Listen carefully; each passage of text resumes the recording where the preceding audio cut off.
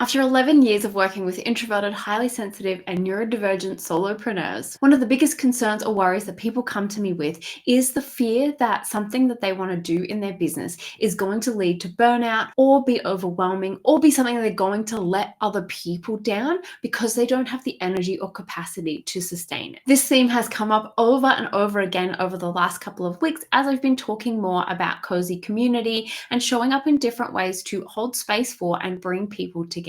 If you're new here, I'm Katherine Mackenzie-Smith. I'm an internationally certified and award-winning business coach, supporting introverted, highly sensitive, and neurodivergent solopreneurs who want to build a business that supports them, their needs, and their energy without the empire-building hustle. We've just kicked off my 6-week cozy community implementation camp, and this morning this conversation came up again on our live coaching call. I normally don't share private group calls publicly, but this is a question that comes up so often, especially in my introverted communities. And I wanted to share with you an unfiltered, unedited, unscripted, passionate rant about how I've managed to overcome this feeling myself, my mindset shift behind seeing things as potentially a burden or an energetic drain in my business, and the deep personal journey that I've been on myself and that I see as a huge link between our work that we're here to do and support others through and our own personal journey. So I hope that you find it helpful and you enjoy it. If you're interested in the Cozy Community Implementation Camp, we have just started and you can still join us. I'll pop all the details below. So the cozy worries and reframes, this even in terms of like, what if I get burnt out? This feels like too much. We had this conversation also in the common room. So they're sort of bleeding over a little bit because of the 7-day challenge last week, that we have this feeling of that being true. And that might be like, so my invitation here is to spend some time really sitting with that feeling, really sitting with that worry, because I know that for many of us, even the thought of doing a business maybe a year ago felt burdensome, felt like a lot, felt like too much, like more than we could handle. And as we start to take steps into stuff, we start to realize that like, oh, that was something that I didn't know I was going to want to do or be able to do because I hadn't done it yet. Right? And so because of creating a space, bringing people together, there is a next level of visibility and not responsibility so much, but like you're a space holder when you go from just kind of tinkering away on the website, putting stuff, putting out content. And like that feels very much like, oh, I just do this thing and I do it when I want. And I understand that there's a certain level of autonomy there. It feels very safe in our nervous systems, right? No one is relying on us for anything. And in a world where we have so many other roles and responsibilities that we have to take on, the thought of then like, oh my gosh, what if I create this community and everyone's at me all the time? And I definitely, in the first couple of years when I built my business, which is the reason why I ended up taking a big step back from it, I really started to feel like that. How can I possibly grow bigger than this when people already are at me all the time? And that was like a real feeling that I had because I was already starting to feel it. And I took a 3-year break, and in that time I learned boundaries. And it wasn't an intentional decision. It wasn't even really an intentional hiatus. It was like a deep personal healing journey that I had to go on in order to be able to do the work that I do and do it in the way that I do it today.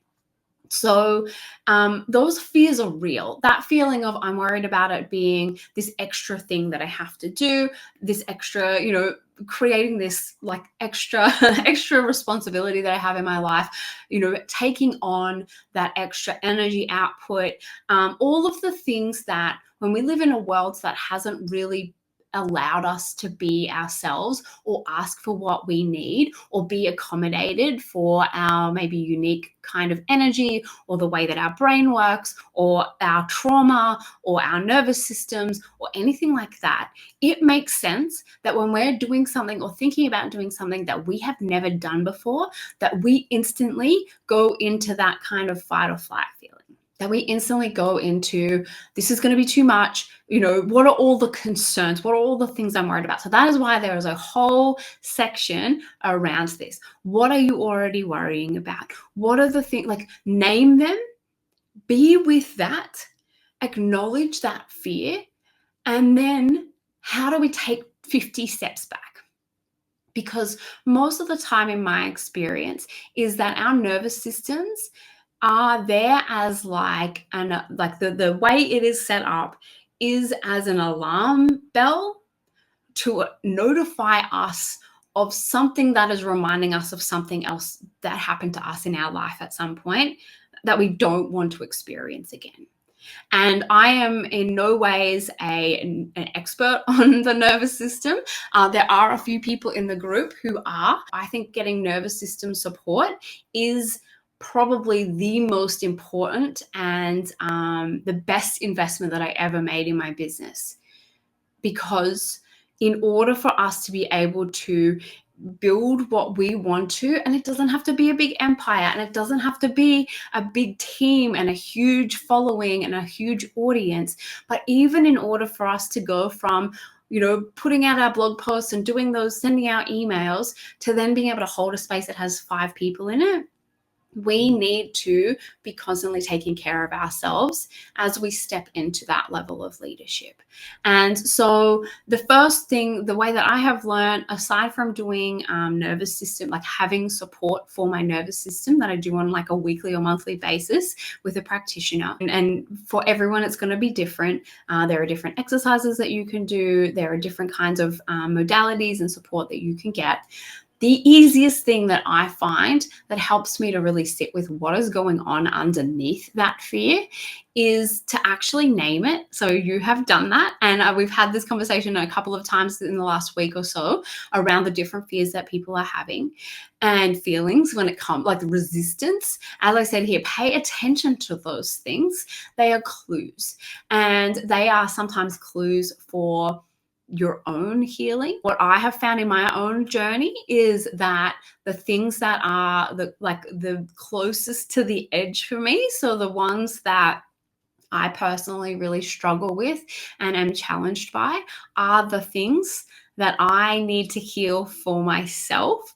And in doing so, like on my bigger journey, like when I talk about the work versus the business, the business is the funnels and the community and the emails and all of and the offers and all of that stuff.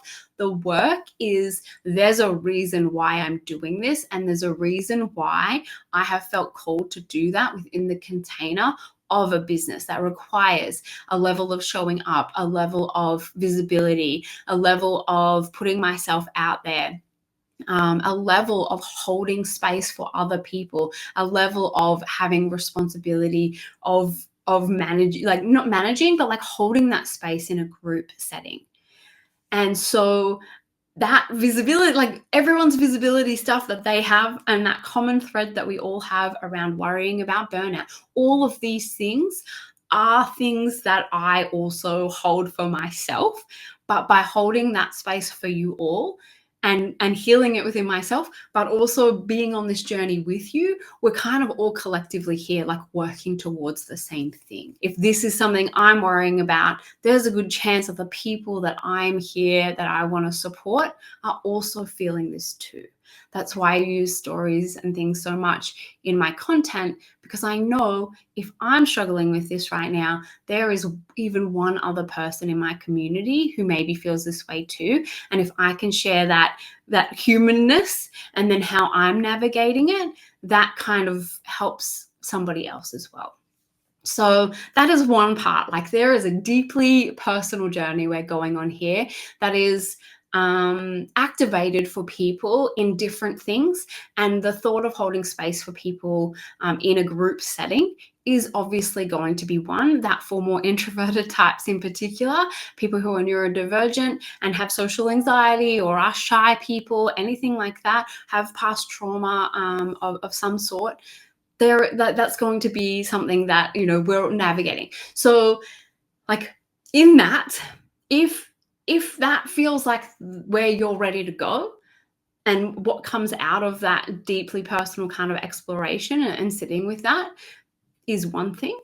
The other thing is that sometimes we envision what we think a community should be versus what it is that we actually want to create. And so more so than anything in this next 6 weeks that we're spending together in particular, but also you'll notice this is a common theme in Emerge and Expand and in the common room. This is about your sovereignty and your autonomy. This is about the fact that you may not have yet seen an example of the kind of community that you want to create, that you know you would be excited to show up for, you would be energized for. And I'm inviting you to be with what that might look and feel like. And that's why we're starting in this place in module 1, to start envisioning, not energizing what we're worried about. Yes, acknowledge it. Those feelings are real for you right now. And because we're sophisticated beings, we can hold multiple truths at the same time. Like, be with that, because that could take you on a really powerful personal journey. And you get to create and hold space for what you want. You get to say what that container is. You get to set the terms. You get to create the boundaries. You get to change your mind, and you get to make something.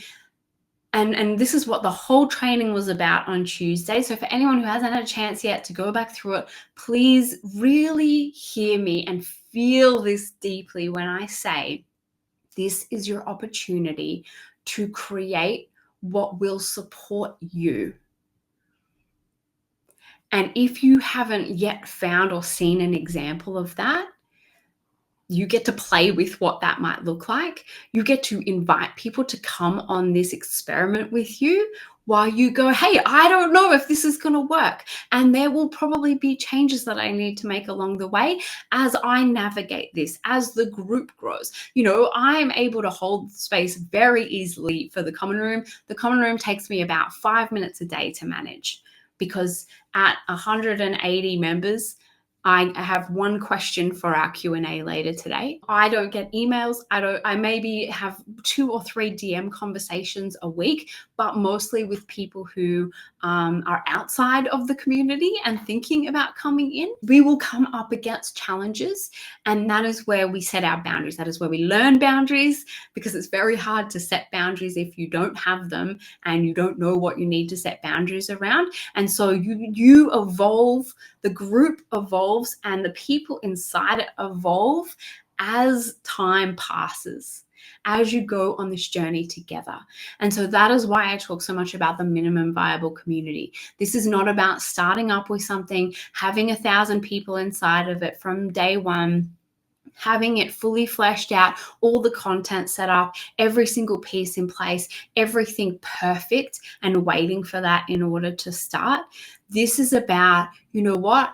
I actually am already connected with 3 people, and I'm going to invite them to come along to a Zoom call where we just sit and have a chat about this thing that we're doing together, like this shared experience that we're having.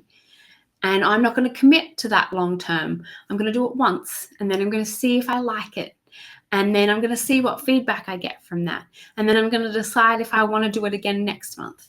And if I don't, then I'm going to go, what else could I try instead? And when you're early in the journey in particular, and I mean, that's not necessarily true. You can always experiment. I literally just spent the last 2 days mapping out my next 90-day experiment. And so we're always experimenting, but especially when you don't have that many people watching you yet, you can create what you want. You can change your mind. You can try 50 things and see what you like the best. And sometimes those things are different from what people want. And that doesn't mean you're wrong or that you have to mold yourself to fit into that. You just need to find more people who want what you want to create. So that is part of the journey. It is not clean cut. It is not linear. It is not straightforward, and it cannot be planned for. And I'm so sorry, because I know for those of us who are introverted, highly sensitive, neurodivergent, risk averse, like really in need of having that certainty, that is not the journey that we are on. It is an experiment. It is a game. It is a quest, a fantasy quest. It is whatever you need to make it that is going to give you a sense of safe. Like, this is why the nervous system work is so important, because we need to find safety inside of ourselves first, so that, we have to build that resilience so that we can hold the uncertainty of everything that we're doing. Because we can't ever prepare for, what if I go viral overnight and suddenly have, 1,000 people messaging me? Or what if I start my community and 2 people join, or 1 person, no one joins? All of those things, we can focus on and energize those. We will just keep creating these barriers for ourselves. Do your nervous system work, do your own personal development, and find ways to reframe. What if this is not? What if this becomes the greatest experiment you ever did, and you connect with people on a level that you never have been able to in your life before? I'm worried about feeling burdensome. What is the opposite of that? What would you love to pour your energy into right now? You're here for a reason. You're in this group for a reason. What would you love it to be that is the opposite of burdensome? That is the opposite of draining. That is the opposite of something that feels like an obligation that you can create instead. And sometimes we just need to start from that place. We don't need to worry about knowing the client journey and knowing all the offers and, all the logistics and where it's going to be and what it's going to look like and how you're going to lead people into that, or any of that yet. For some of us, we're just planting the seed. We're just preparing the soil. We're just getting our supplies together to start building something. You would never, plant a garden and then go, oh, I'm just going to chuck some seeds in here and then walk away and never come back to it.